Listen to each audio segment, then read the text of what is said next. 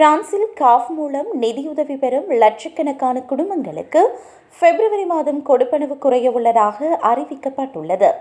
பிப்ரவரி 5ஆம் தேதி அன்று செலுத்தப்படவுள்ள ஜனவரி மாதத்திற்கான கொடுப்பனவுகள் பல பெறுநர்களின் கணக்குகளில் வழக்கத்தை விட குறைவாக காணப்பட வாய்ப்புள்ளதாக தகவல்கள் வெளியாகியுள்ளன. வருமான வரம்புகளில் ஏற்பட்டுள்ள மாற்றங்களே இந்த தொகை குறைப்பிற்கு முக்கிய காரணமாக கூறப்படுகிறது. ஒவ்வொரு ஆண்டும் ஜனவரி மாதம் காஃப் தனது வருமான வரம்புகளை புதுப்பிப்பது வழக்கமாகும்.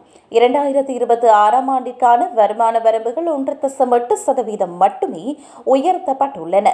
இந்நிலையில் 2024ஆம் ஆண்டு வருமானத்தை அடிப்படையாக கொண்டே இனி சலுகைகள் கணக்கிடப்படும்.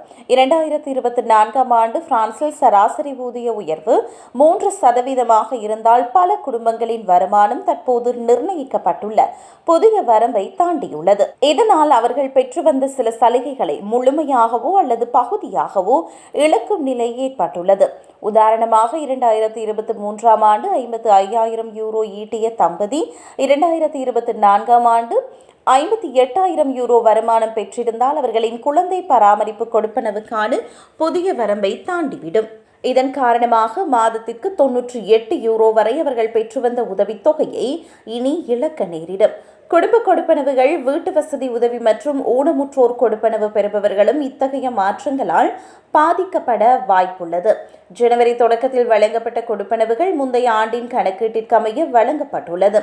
ஆனால் பிப்ரவரி 5ஆம் தேதி வழங்கப்படும் தொகையில்தான் புதிய வருமான வரம்புகள் முதன்முறையாக பிரதிபலிக்கும் என்பது குறிப்பிடத்தக்கது.